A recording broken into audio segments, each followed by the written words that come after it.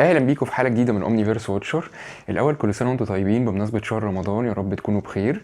الناس القديمه في القناه عارفين ان مع كل رمضان بنتكلم على ابطال مسلمين في الكوميكس.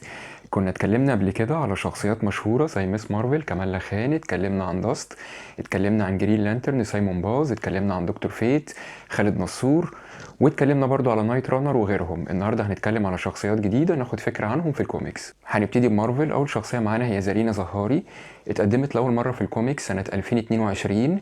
هي من إيرث 834، إنجليزية بالتحديد من لندن. بعد ما بتاخد قدراتها بتبتدي تعرف باسم سبايدر يو كي. هي انضمت لفريق فريق سبايدر أرمي. في رمضان هي بتصوم، بتبطل أعمال بطولية، بتتفرغ للعبادة وللدراسة عشان ما تعرضش حياتها للخطر. هي عندها قدرات كتير زي قوة بدنية عالية، قدرة عالية على التحمل، سرعة، ردود أفعال، خفة حركة، بتطلق شباك من إيديها، بتنشئ نوع من أنواع الكهرباء الحيوية اللي بيخليها تعمل طيران شراعي. بعد كده عندك موليك، ده جوست رايدر، اتولد في الشرق الأوسط، كان عضو فريق ميدنايت سانز، ساعد جوني بليز في المعركة بتاعته قصاد أخوه اللي هو داني كيتش وفريقه من البلاك هوست، بس بيتهزموا هزيمة وحشة جدا وبيحصل مذبحة. وهو عنده كل القدرات التقليدية اللي موجودة عند أي جوست رايدر عادي. بعد كده معانا واحد بيتم اعتباره إرهابي، هو عبد الرحمن الشهير بيه كولونيل. ده من كون الالتيميت من اذربيجان، امريكا بتحتل وطنه، بيبقى متضايق، بيتطوع ان هو ياخد مصل الجندي الخارق، وبيبقى اول واحد بتنجح معاه التجربه دي بعد كابتن امريكا. بيأسس فريق من الارهابيين اسمهم ليبريتورز، بيبقى القائد بتاعهم، بيهاجم امريكا وكابتن امريكا بيقتله. بس والله ما كانش بالسوء ده، يعني كان بيقول احنا المفروض نقلل الاضرار لاقل مستوى ممكن، الناس ملهاش دعوه بطغيان حكامها، احنا جايين نحرر الشعوب من الحكومات المستبده. لذا هو كان عنده فكر.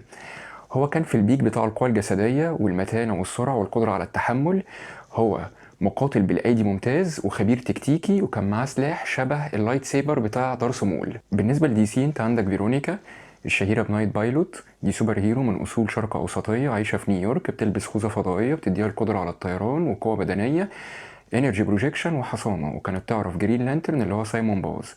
بعد كده عندك نايف الشيخ، ده سعودي، جندي سابق وخبير في التجسس الدولي. عيلته بتتقتل كلها على ايد ميتا هيومن، فبيكره كل الميتا هيومنز. فيرا بلاك بتدعو له الانضمام لفريق جاستس ليج اليت، هو بيوافق. هو خبير في الفنون القتاليه والاسلحه الناريه والتحليل التكتيكي. بعد كده في داود نصور، ده لاجئ من كوراك. كوراك دي بلد افتراضيه جوه عالم دي سي تقع في الشرق الاوسط، عايش في متروبوليس. الميتا جين بتاعه بيفعل بعد الجين بوم. قدراته بتبقى خفيفة نوعا ما، بيعرف يحلق عن الأرض بمقدار بوصة، وتيليكينيسيس على خفيف. أخته كانت شغالة سكرتيرة عند ليكس لوثر، بيروح يزورها، بيلاقي حزام بيلبسه، بيعزز من قدراته بشكل كبير جدا، بيبقى مستهدف من قبل ليكس لوثر، بيتحد مع سوبرمان، بيتغلبوا على الأعداء، بينقذوا المدينة، وللأسف الحزام بتاعه بيتدمر. بعد كده عندك خالد، بطل من إيران، يعرف باسم سيروكو، عنده قدرات متعددة زي السرعة الفائقة، بيجري 100 كيلو في 4 ثواني، القدرة على تحريك الرياح، الخلود، عنده ردود أفعال وخفة حركة معززين جدا. بعد كده انت عندك سالة نسابة، دي علامة آثار تونسية كانت بتنقب عن الآثار في سوريا.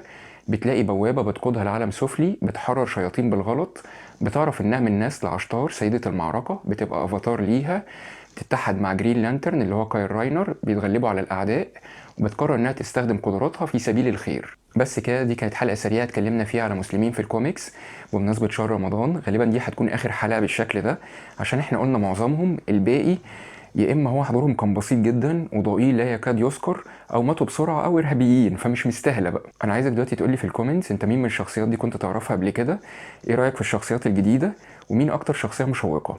احنا الحلقه الجايه هنتكلم على حاجه جديده. لغايه الحلقه الجايه ما تنساش تعمل لايك وشير، ولو انت مش عامل سبسكرايب اعمل، وما تنساش تضرب الجرس. ورمضان كريم.